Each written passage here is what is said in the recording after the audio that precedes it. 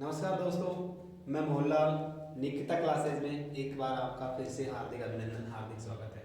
दोस्तों, आज हम बहुत ही इंटरेस्टिंग टॉपिक लेकर आए हैं जो कक्षा 12 और कंपटीशन लेवल से बहुत ही इम्पोर्टेंट होने वाला है।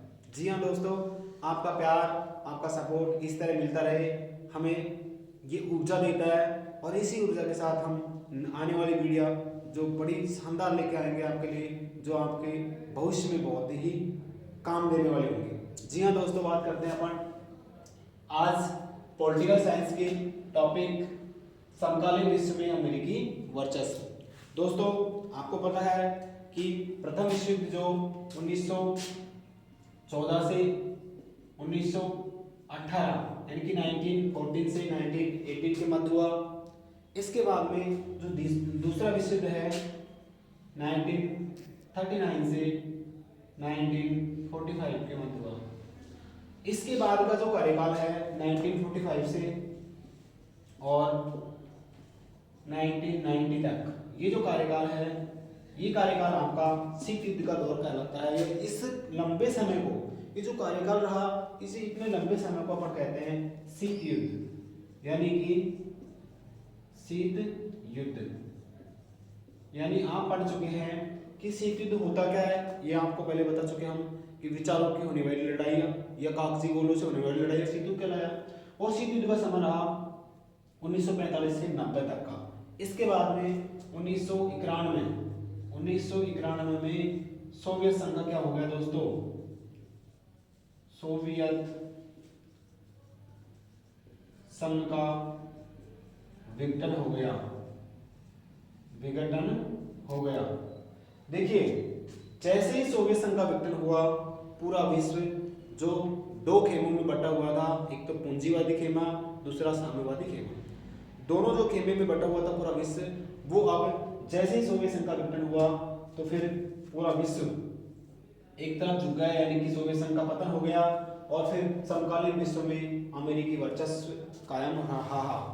अमेरिकी वर्चस्व कायम इसलिए रहा क्योंकि दोस्तों अपन को पता है या हमें पता है कि जो दो महाशक्तियां थी, दो पोल थे, एक तो पूंजीवादी, दूसरा साम्यवादी। दो जो पोल थे उनमें से साम्यवादी खेमा क्या हो गया? खत्म हो गया। तो बचा पूंजीवादी खेमा, जिसका नेतृत्व कर रहा था अमेरिका। और अमेरिका एक पावरफुल देश है, पावरफुल शक्तिशाली, महाशक्तिशाली देश है। इसी का वर्चस्व पूरी दुनिया में हमें देखने को मिला। इसके कुछ उदाहरण देखते हैं अपन। कक्षा 12 के पॉलिटिकल साइंस में टॉपिक आता है कि समकालीन विश्व में अमेरिकी वर्चस्व किस प्रकार रहा, इसको समझेंगे अपन। देखो, अमेरिकी वर्चस्व की बात करें, पूरी दुनिया में अमेरिका का टक्कर लेने वाला कोई भी देश नहीं रहा। जब पूरे विश्व में अमेरिका के वर्चस्व रहा तो इसका अपन जो पॉलिटिकल में टॉपिक है ये 4 नंबर का है। 4 नंबर का ये टॉपिक होने वाला है। और कंपटीशन लेवल से भी हम बहुत अच्छे क्वेश्चन पढ़ते हैं।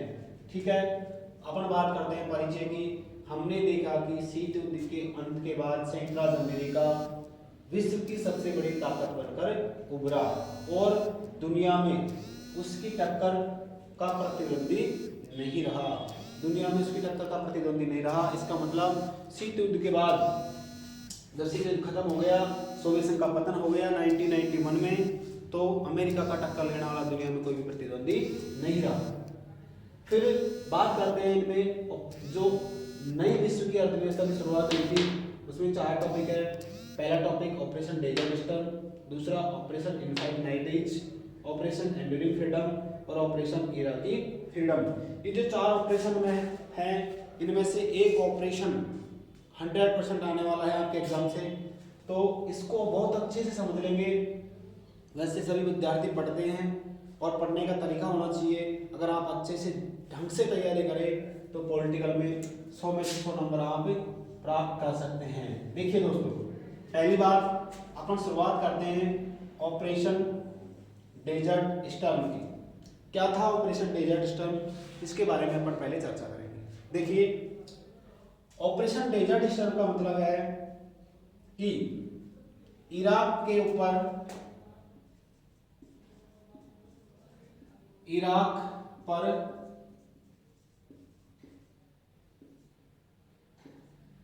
अमेरिका के द्वारा, इराक के ऊपर अमेरिका के द्वारा हमला किया गया।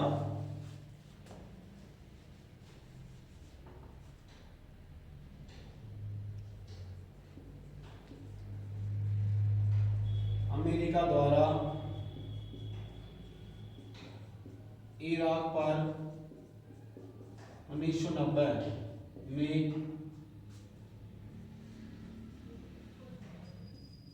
हमला किया। क्यों ये हमला क्यों किया? क्योंकि इराक ने अपने पड़ोसी राष्ट्र,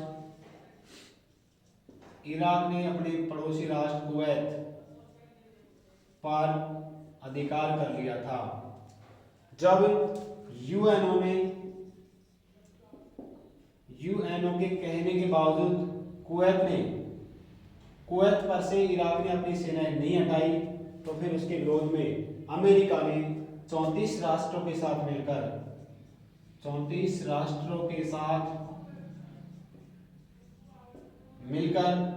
लगभग 6,60,000 सैनिकों के साथ इराक पर हमला कर दिया। देखिए, इसको दोबारा समझिए कि अमेरिका के द्वारा इराक पर 1990 में हमला किया गया। क्यों किया गया? क्योंकि दोस्तों, इराक ने जो अपना पड़ोसी राष्ट्र है कुवैत, उस पर अपना अधिकार कर लिया था। इस अधिकार करने की वजह से फिर यूएनओ ने कहा कि कुवैत से इराक अपनी सेना हटा ले, अन्यथा युद्ध के लिए तैयार रहे। यूएनओ को मना करने के बाद जब इराक ने कुवैत से अपनी सेनाएं नहीं हटाई, तो अमेरिका ने यूएनओ के साथ मिलकर लगभग 34 राष्ट्रों के साथ 6,60,000 सैनिकों के साथ इराक पर हमला कर दिया। और इस हमले में लगभग 75% सैनिक किसके थे? इस हमले में लगभग 75% सैनिक दोस्तों अमेरिका के थे। अमेरिका ने इस युद्ध को एक वीडियो गेम की तरह लड़ा। वीडियो गेम की तरह इस युद्ध को लड़ा, क्योंकि अमेरिका ने इस युद्ध में स्मार्ट बमों का प्रयोग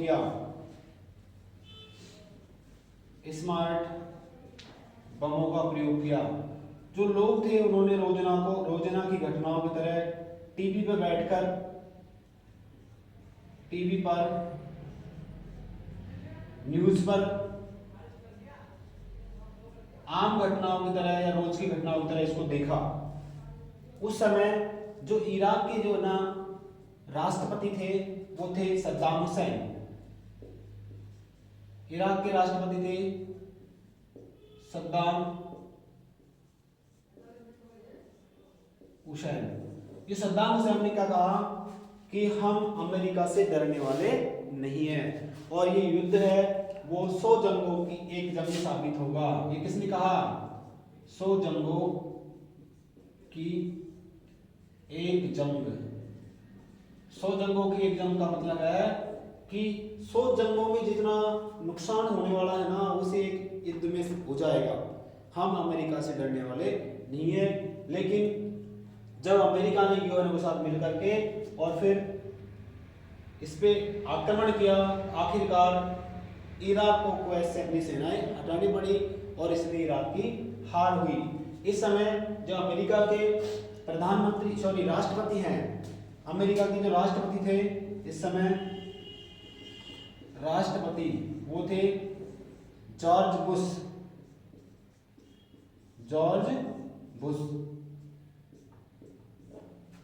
जो जॉर्ज बुश थे, उन्होंने इस आक्रमण को, इस ऑपरेशन को क्या नाम दिया? Operation Desert star. जी हाँ, ऑपरेशन डेजर्ट स्टार। देखिए पहले बच्चों, बिल्कुल कुछ नहीं है, इसको टॉपिक बाय टॉपिक आप समझो। 4 नंबर का प्रश्न आएगा इसमें से। देखो, अमेरिका के द्वारा इराक पर 1990 में हमला किया गया। क्यों किया गया?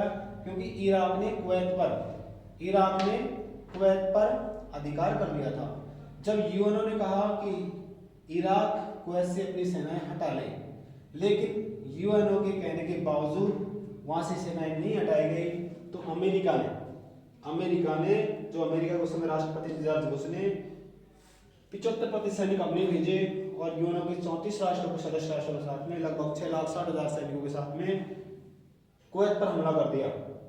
दुनिया ने इसको वीडियो की तरह देखा, अमेरिका ने इसमें स्मार्ट बमों का प्रयोग किया, है ना, और जो लोगों ने इसको जैसे रोज की घटना देखते ना टीवी पे बैठ के, इस प्रकार इस युद्ध की घटना को देखा। इराक के राष्ट्रपति थे उस समय सद्दाम हुसैन, उसने इसको 100 जंगों की एक जंग के नाम से पुकारा। कंप्लीट होता है हमारा ऑपरेशन डेजर्ट स्टॉर्म। क्वेश्चन आएगा ऑपरेशन डेजर्ट स्टॉर्म क्या है, तो आपको बहुत अच्छे से समझना है कि ऑपरेशन डेजर्ट स्टॉर्म क्या है।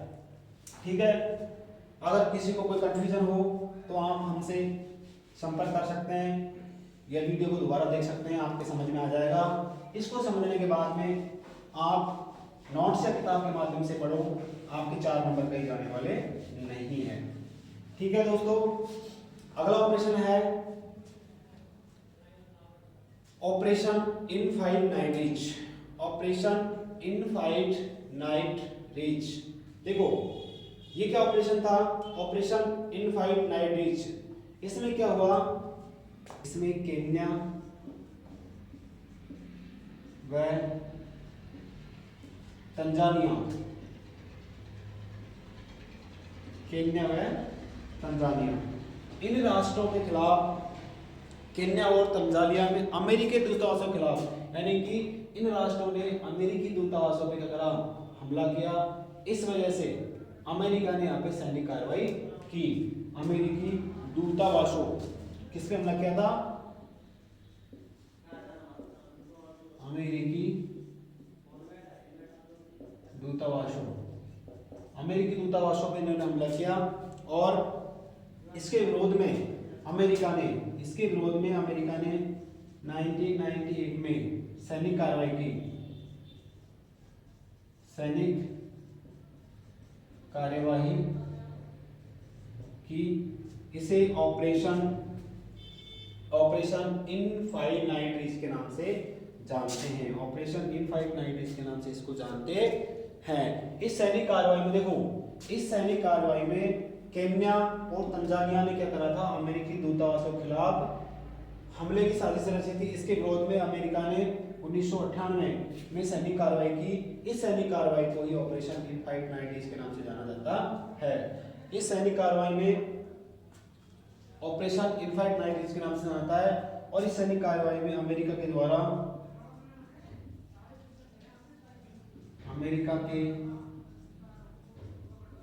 द्वारा क्रूज मिसाइलों का प्रयोग किया। क्रूज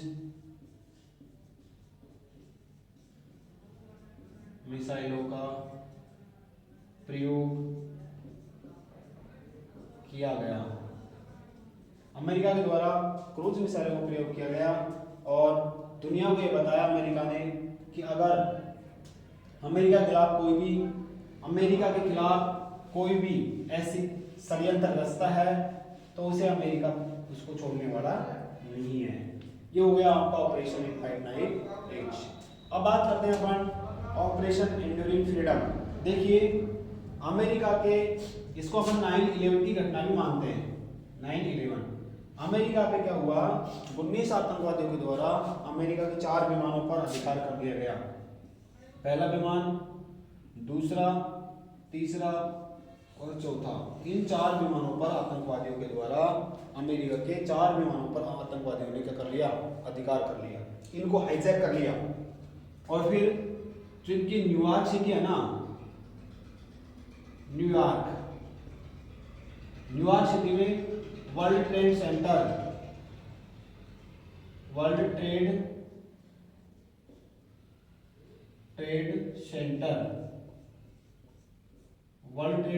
उत्तर या उत्तरी इमारत, फिर वही New York city world trade centre दक्षिणी इमारत, ठीक है। और फिर अमेरिकी संसद और रक्षा विभाग,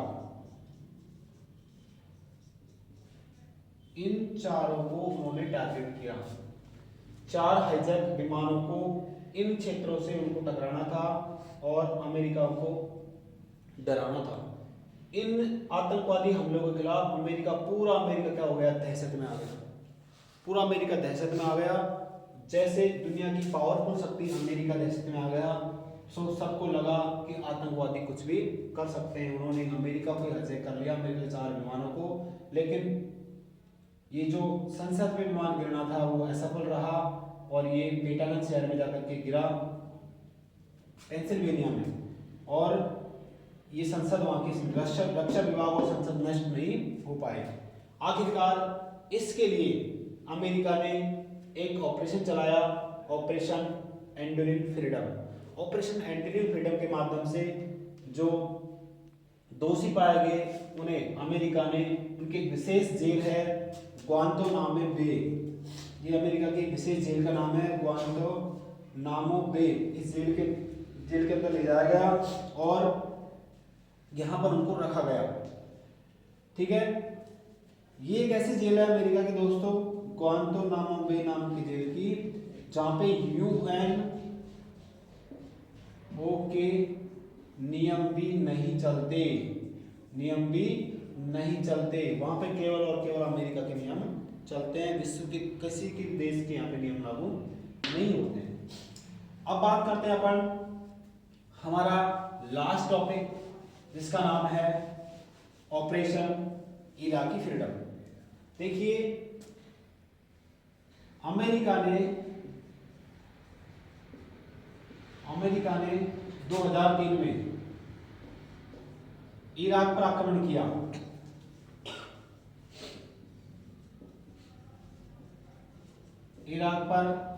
किया। और दुनिया को बताया उसने कि जो इराक है ना, उसके पास में सामूहिक नरसंहार के हथियार है। सामूहिक नरसंहार के हथियार हैं।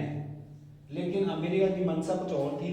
अमेरिका इराक के तेल क्षेत्र पर कब्जा करना चाहता था। इस उद्देश्य से उसने बिना यूएनओ की अनुमति लिए इस पर आक्रमण कर दिया और बाद में पता चला कि इराक के पास में कोई सामूहिक नरसंहार के हथियार नहीं मिले। ये 2003 की घटना है।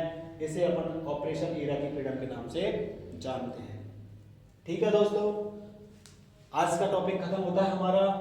Operation Desert Star, Operation Infinity Edge, Operation Enduring Freedom और ऑपरेशन इराकी फ्रीडम। हमें सपोर्ट करिए, लाइक करिए और कोई सुझाव हो तो कमेंट बॉक्स में जरूर सुझाव दीजिए। थैंक यू, धन्यवाद।